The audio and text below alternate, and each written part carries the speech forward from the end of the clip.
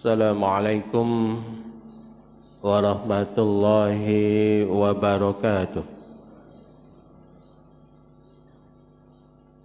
Alhamdulillahillazi arsala rasulahu bil huda wa dinil haqq liyuzhirahu 'alad dini kullih wa kafa billahi syahida. Ashhadu an la ilaha illallah wahdahu la syarika lah wa ashhadu anna Muhammadan 'abduhu wa rasuluh. Allahumma salli ala Muhammad wa ala alihi wa sahbihi wa mawalah. Ya ayyuhallazina amanu taqullaha wa qulu qawlan sadida yuslih lakum a'malakum wa yaghfir lakum dzunubakum wa may yuti'illaha wa rasulahu faqad faza fawzan 'azima. Innal munafiqina yukhadi'una Allah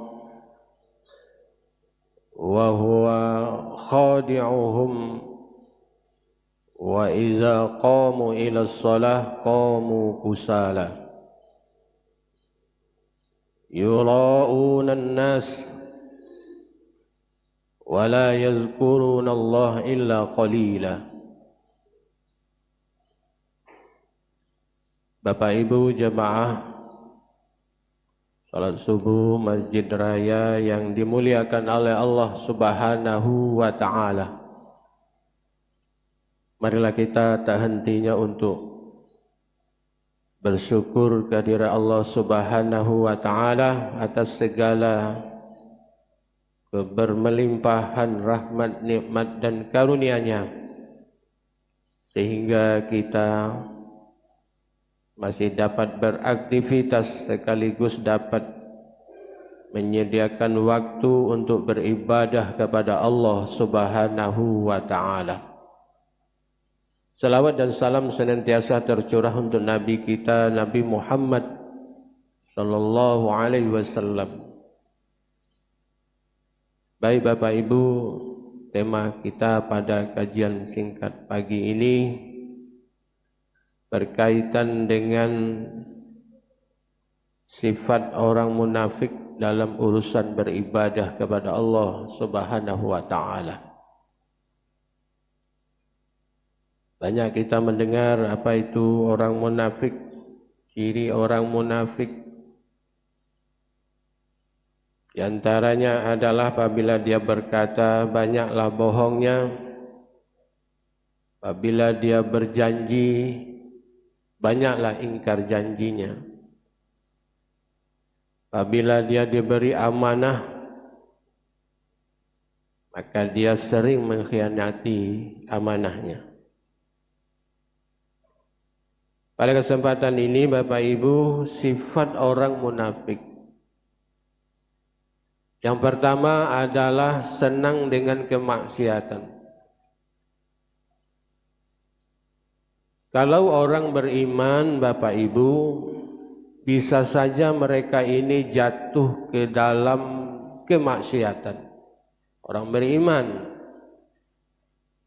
itu disebabkan karena mengikuti hawa nafsunya. Termasuk apa dia ustaz, ustazah, kiai sekalipun, kalau dia memperturutkan hawa nafsunya, dia akan bisa jatuh ke dalam kemaksiatan. Akan tetapi dia akan bersegera untuk bertaubat kepada Allah Subhanahu wa ta'ala, memperbaiki diri. Ini orang beriman. Sebagaimana kata Rasulullah SAW, kullu bani Adam khata. Setiap anak manusia itu pasti atau sering melakukan kesalahan. wa khairul khata'in at-tawwabun. Sebaik orang-orang yang sering melakukan kesalahan itu adalah mau dia bertaubat. Taubat itu sering saya bicarakan, menyesali akan dosa-dosanya, akan perbuatan-perbuatannya. Dan merasa berat dengan dosa yang dia lakukan.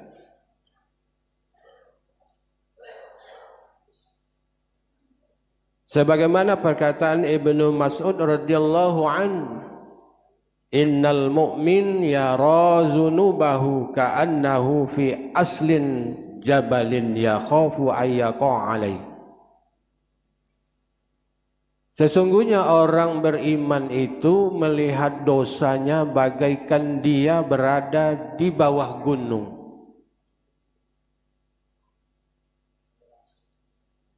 Yakhafu ayyaqa alaih. Dan dia merasa takut kalau gunung itu menimpanya. Jadi kalau orang beriman merasa takut akan dosanya kalau gunung itu menimpanya. Wa innal fajir yarau zunubahu kazababin wa qa'ala anfihi faqala bihi bakaza fatama. Dan orang-orang yang fajir melihat dosanya itu bagaikan lalat yang hinggap di batang hidungnya, kemudian dia menepisnya. Sekali saja dia akan pergi. Itu bagi orang yang fajir. Sementara bagi orang munafik,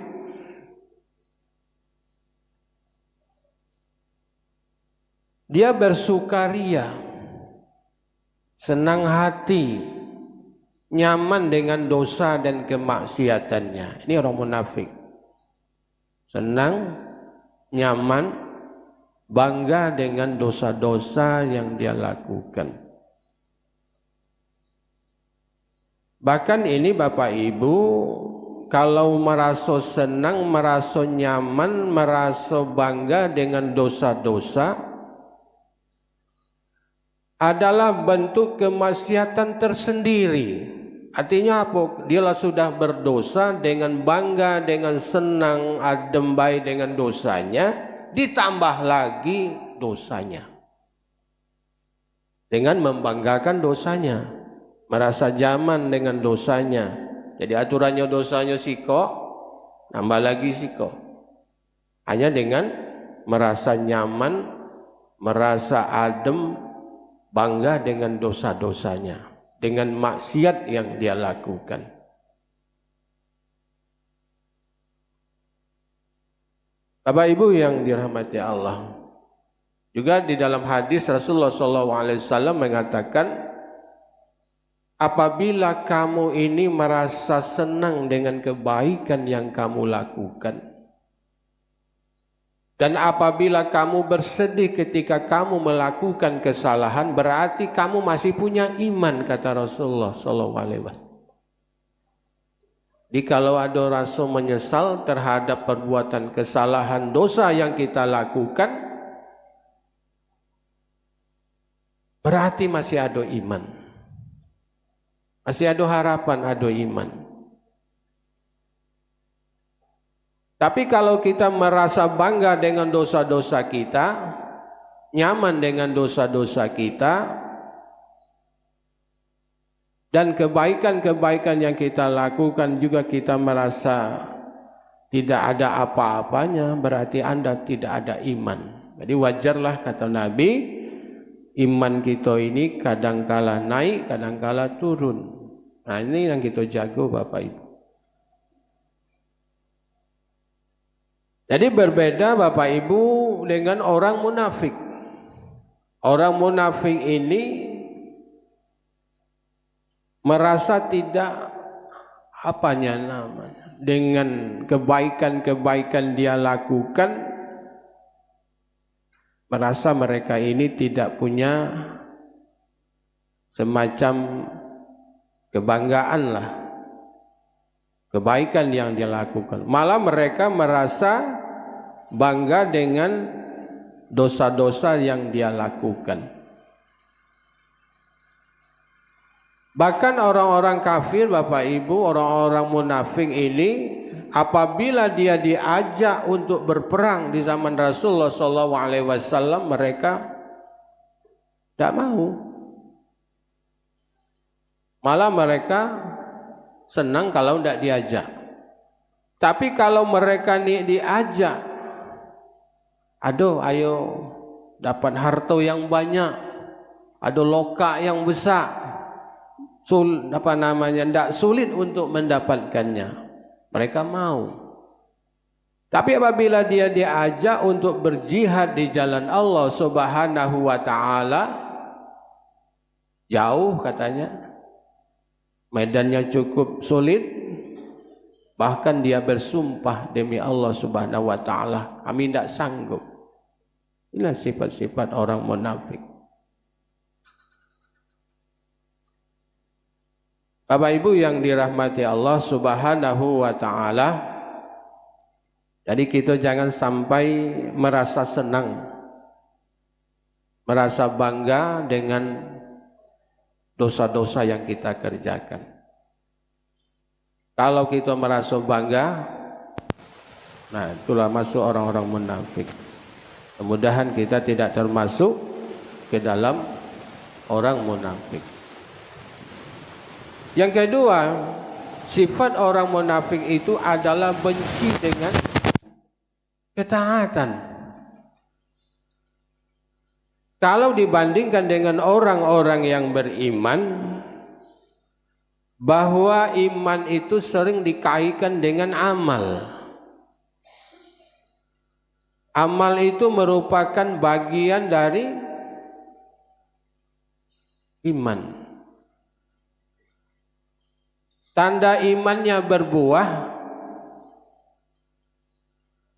adanya amal. Jangan katakan kita orang beriman apabila tidak ada amal. Benar yang dikatakan Allah, wa amma man amana wa amila sholiha falahu jazaa'al husna. Adapun orang-orang yang beriman dan beramal soleh akan mendapatkan pahala yang terbaik sebagai balasan dari Allah Subhanahu wa Ta'ala. Jadi orang yang beriman, Bapak Ibu, dia akan beramal dengan sungguh-sungguh, beramal dengan ikhlas. Mereka mencintai Allah, mereka mencintai apa yang dicintai oleh Allah Subhanahu wa Ta'ala, bahkan mencintai amal perbuatan yang mendekatkan diri kepada Allah Subhanahu wa Ta'ala. Artinya apa? Mereka akan mendapatkan dari ibadahnya ketenangan. Jadi kalau ada kita beribadah sudah berpuluh tahun tidak mendapatkan ketenangan, diperiksa dulu ibadah kita ini. Berarti ibadah kita ini, Bapak Ibu, masih ala kadarnya baik, belum bisa mendatangkan ketenangan. Kenapa, Bapak Ibu? Keadaan orang yang beriman sudah tertanam imannya di dalam jiwanya, di dalam hatinya. Dia telah merasakan kelezatan dalam beribadah, lemak nian beribadah itu.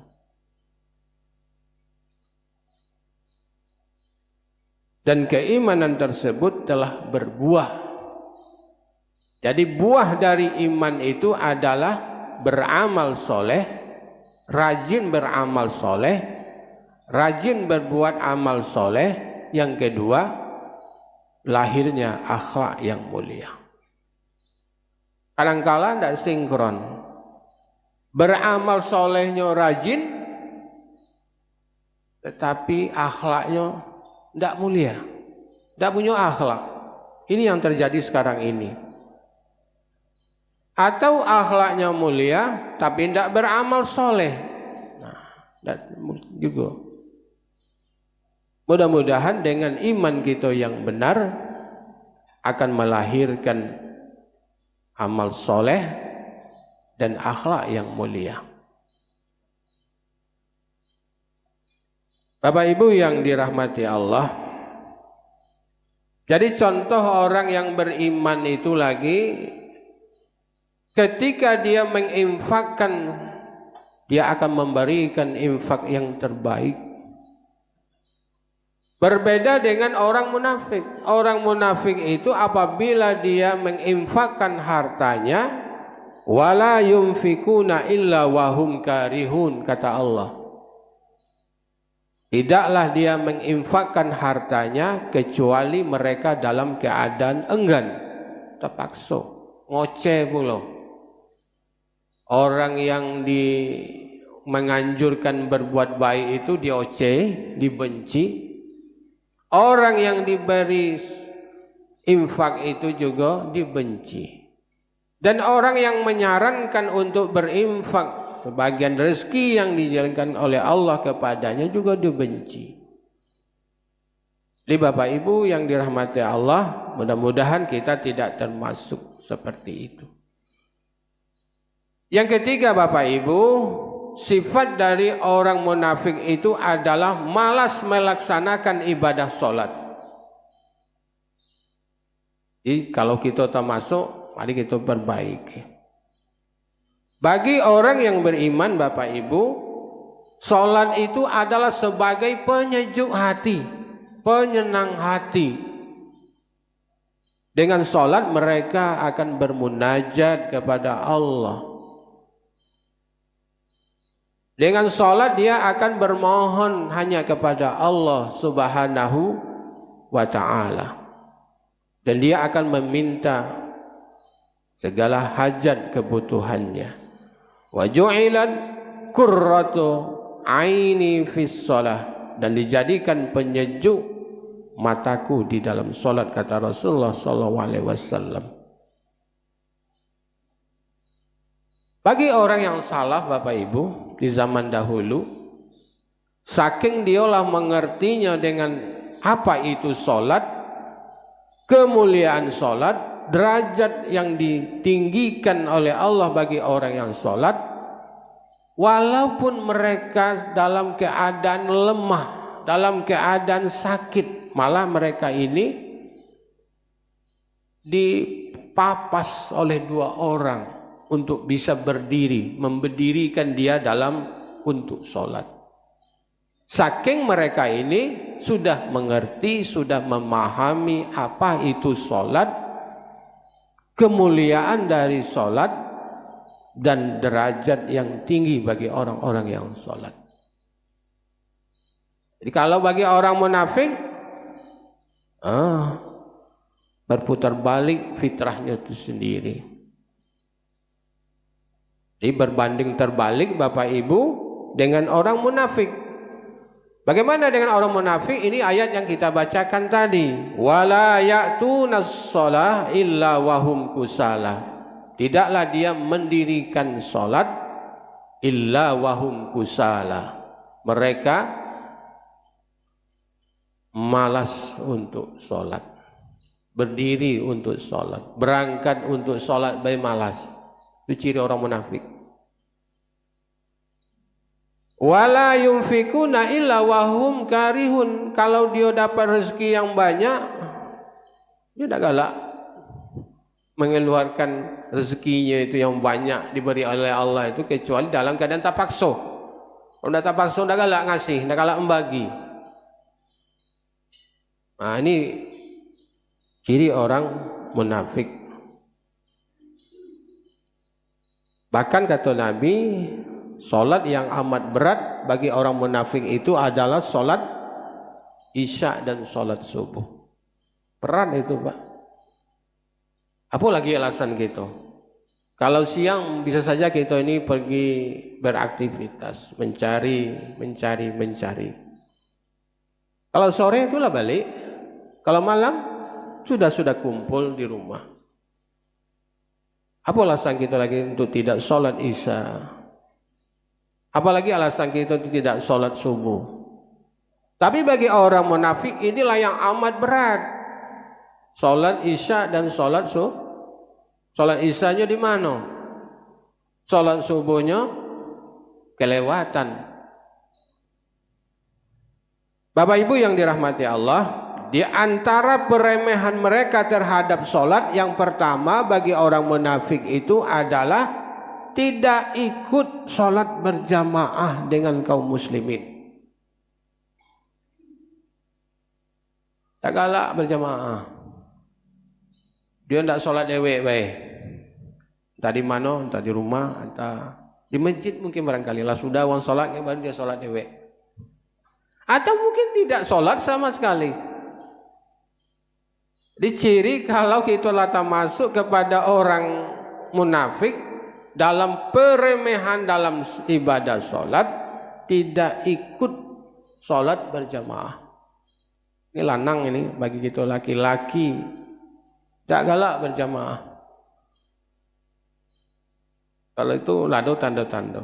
Yang kedua, tidak melaksanakan sholat kecuali mereka dengan malas, enggan melaksanakan sholat.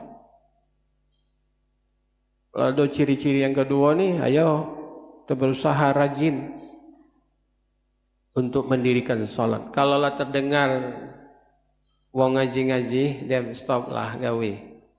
Masuk sore-sore Pak Ed. Awak ngaji-ngaji stop dulu. Tidak lama lagi nak azan maghrib.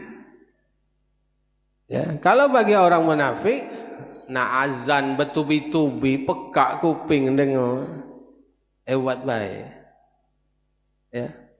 Walaupun dia solat kaget, ya tengok solat baik, hala kadarnya baik, melepaskan kewajiban. Kemudian orang munafik itu meremehkan dalam solat. Dia kalau solat dia ria. Artinya apa? Yura'unan nas. Mereka dalam berpenampilan membanggakan dengan solatnya di hadapan manusia. Kalau di hadapan manusia solatnya, wah lamunya, rukuknya lamu, sujudnya lamu, pakaiannya pakaian uang lah alim nian gitu ya. Tetapi itu hanya dalam kepura-puraan. Kalau orang mau menilai sholatnya, nih bagus nian sholat bapak ini. Kalau ke dia sholat sendirian, mulai sholat patok-patok ayam, super kilat sholatnya. Nah ini ciri orang munafik. Kemudian tidak menghadirkan hati dan tidak khusyuk dalam sholatnya. Dalam sholat pikiran kemana-mana. Padahal ingat Bapak Ibu, ketika kita sholat mulai dari takbiratul ihram kita sudah tersambung dengan Allah Subhanahu wa ta'ala. Sudah akan melakukan komunikasi secara langsung dengan Allah Subhanahu wa ta'ala. Tapi masih sempat kita ini dalam sholat, pikiran kita masih nak ngurus dunia ini. Ada apa yang teringat dalam sholat? Kalau memang seperti itu Bapak Ibu, mari kita sadarkan diri kita. Kau ini dalam sholat, sedang berkomunikasi dengan Allah, tersambung langsung dengan Allah. Allah memperhatikan, mendengarkan apa yang kamu lakukan. Apalagi sholat subuh ya Pak ya, kita bangun dari tidur, wang lantak lazan, itu terburu-buru atau masih ngantuk, berat itu. Kalau bagi orang munafik amat berat nak bangun sholat subuh itu. Tapi bagi orang yang beriman, mereka sudah menjadwalkan waktunya. Jam sekian dia sudah berada di masjid, bisa melakukan beberapa amalan-amalan yang lainnya, menunggu datangnya waktu sholat subuh. Tapi bagi orang munafik amat berat itu. Apakah kita termasuk kepada golongan orang-orang munafik? Ya, amat berat. Walaupun Bapak ya, kita ini lah banyak membangun masjid, kadang-kadang tiap kelurahan itu ada 3 masjid. Luar biasa, semangat membangun secara fisik masjid. Tetapi secara pemakmuran masjid jauh. Ya jengok stafnya, kadang sestaf benda penuh.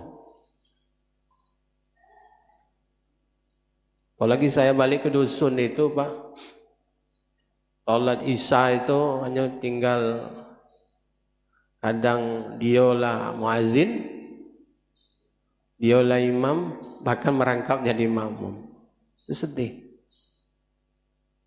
Ya. Apalagi subuh.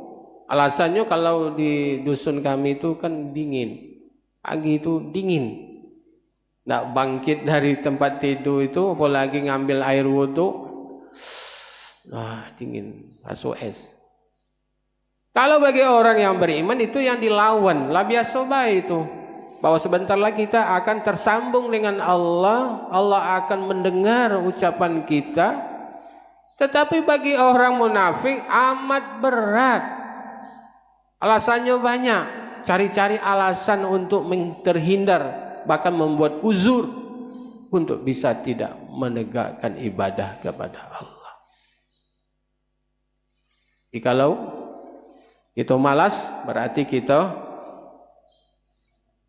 termasuk orang-orang munafik. Kemudian orang munafik itu dalam meremehkan sholat sering menunda-nunda waktu sholat. Sholat subuh mungkin walaupun jam 7 masih juga laju sholat subuh. Tiap hari seperti itu. Sholat zuhurnya nak nyelang asar, sholat asarnya nak nyelang maghrib, sholat maghribnya nak nyelang isya. Kalau yang kita takutkan Bapak Ibu, ketika waktu sholat sudah masuk, kita belum juga melaksanakan ibadah sholat, malaikat maut datang, apa kita nanti nak jawabnya? Itu baik. Kita malah mati. Pas sholat tadi, lu ngapa belum sholat? Ya belum baik. Ya jawablah seperti itu kayak Pak Daniel. Belum baik. Apa cium-cium malaikat entang gitu. Nah ini. Jangan galak ego, apalagi kita lah berumur lah lanjut masih juga ngulur-ngulur waktu beribadah. Ya. Itu seharusnya jadi contoh bagi keluarga kita. Nah, ini padek nenek aku nih. Itu nih jadi contoh. Tapi kalau neneknya sholat ida, gawe ndak benar, mana ndak dicontoh oleh generasinya. Untuk itu mari kita cari penyebab kenapa orang-orang munafik itu enggan, ya, banyak enggannya dalam melaksanakan ketaatan beribadah kepada Allah. Ternyata Bapak Ibu, penyebabnya mereka ini ya mengulur-ulur waktu, malas berdiri untuk beribadah. Ternyata yang pertama, kenapa? Sudah tenggelam dengan maksiat yang dia kerjakan. Tenggelam dengan dosa-dosa yang dia kerjakan. Kalau dosa nilai banyak Bapak Ibu, inilah sebagai faktor penghalang kita ini mengingat Allah.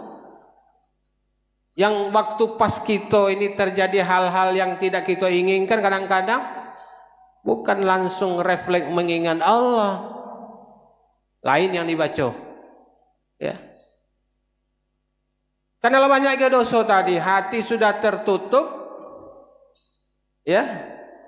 Pikiran kita sudah dikendalikan oleh hawa nafsu kita.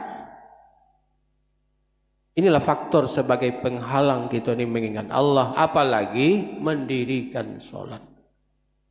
Kenapa kamu tidak sholat itu? Banyak alasannya. Banyak ya.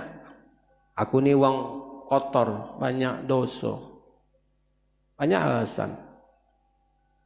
Yang kedua, penyebab mereka ni enggan malas melaksanakan ibadah solat, sibuk dengan urusan dunia, cari hidup. Kepala lah jadi kaki, kaki lah jadi kepala.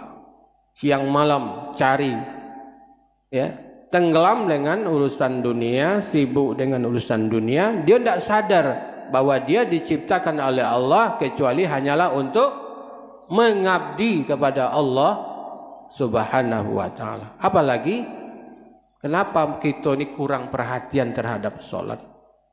Karena pendidikan yang buruk. Di rumah tidak diajar, tidak diingatkan, weh nak solat. Di lingkungan masyarakat juga tidak mendukung. Kalau zaman-zaman dahulu Bapak Ibu, uang waktu kalau sudah jam 6 sore itu tidak katik lagi berkeliaran kemana-mana. Di mana uang tu? Setidak-tidaknya di rumah, lah di masjid, ngajari anak. Karena didikan yang buruk. Di sekolah juga begitu. Ada tidak di sekolahnya itu musola? Ada tidak di sana itu mendirikan sholat berjamaah, sholat zuhur, sholat duhanya? Dijawab tidak. Cocoklah itu. Di rumah wong tuanya seberoyotan cak itu pula. Nah ini karena pendidikan yang buruk terhadap generasi kita. Kenapa? Tidak memperhatikan sholat. Jadi tidak sholat biasa-biasa baik, tenang-tenang saja. Kemudian mungkin barangkali kenapa ini mereka sering lewat sholatnya tadi, masuk sholat subuhnya. Kenapa? Tidurlah larut malam. Malam jam 3 baru tidur. Apa? Megang HP, tidak sudah-sudah. Oh. Sampai larut malam megang HP itu, tidak lepas HP. Kadang-kadang HP nonton gitu, termasuk TV. Ini yang membuat kita ini, kenapa kamu sholat subuh terlewat? Karena begadang malam, jago malam. Kalau memang jago malam keamanan tidak apa-apa ya tak? Ini begadang tidak tahu judulnya. Kemudian terakhir Bapak Ibu, tidak mengetahui pentingnya sholat, bahaya meninggalkan sholat. Makanya wong sepele meninggalkan sholat. Sholatnya bolong-bolong gitu ya. Sholat 5 waktu sehari semalam diwajibkan, ternyata zuhur lewat, subuh jangan dibaca. Ya, asar jangan dibaca. Banyak itu Bapak Ibu saya temukan, termasuk saya juga sebagai seorang guru Bapak ya. Guru-guru itu juga begitu. Ya. Sampai saya berkumpul-kumpul sampai jam 3, setengah 4. Gimana dia sholat zuhur? Tadi. Ya, padahal sudah berumur itu. Masya Allah. Seharusnya kejauhan kalau guru itu yang digugu, yang ditiru oleh siswanya. Kalau gurunya tidak sholat, jangan disalahkan siswa. Terakhir Bapak Ibu, sifat orang munafik itu mereka selalu mengajak kepada hal yang buruk dan melarang orang berbuat kebaikan. Kalau ada orang berbuat baik, mereka melarangnya, bahkan menyakitinya, menyalahinya, menzoliminya, menyakitinya. Sekarang sudah banyak Pak. Kalau ada orang menjalankan ajaran agama ini dengan baik, oh ini radikal ini. Radikal ini dalam beragama. Bahkan sampai menganggap orang ini sudah radikal, dianggap orang teroris. Terbalik zaman ini. Orang mengerjakan kebaikan dianggap itu buruk. Orang mengerjakan kemungkaran itu dianggap baik. Ini luar biasa. Inilah orang-orang munafik. Malah membackingi, malah bersekongkol bagaimana orang berbuat baik ini jangan berbuat baik. Tetapi bagaimana orang berbuat kemungkaran, kejahatan itu mereka bersama-sama untuk menyokongnya, malah menjadi backingnya. Ini yang terjadi di zaman ini. Lah terasa bagi kita. Orang berbuat baik itu disingkirkan. Orang baik tidak diajak. Tetapi orang jahat, karena dia lah jahat, supaya dia bisa berbuat jahat lebih luas dan lebih banyak lagi.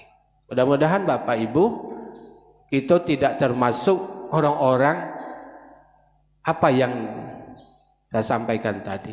Sifat orang munafik itu yang pertama, senang berbuat kemaksiatan. Yang kedua, benci dengan ketaatan. Yang ketiga, dia malas melakukan ketaatan. Yang keempat, dia melarang orang berbuat kebaikan dan menyuruh orang berbuat kemungkaran dan berbuat dosa. Mudah-mudahan Bapak Ibu, kita berselindunglah kepada Allah, tidak jatuh tenggelam dengan kemunafikan kita. Mudah-mudahan kita menyadari, memperbaiki diri kita, jangan sampai tenggelam dengan dosa-dosa kita. Mari kita bersegera untuk bertaubat kepada Allah, menyesali akan kesalahan-kesalahan kita. Ini saja mungkin barangkali sudah siang. Assalamualaikum warahmatullahi wabarakatuh.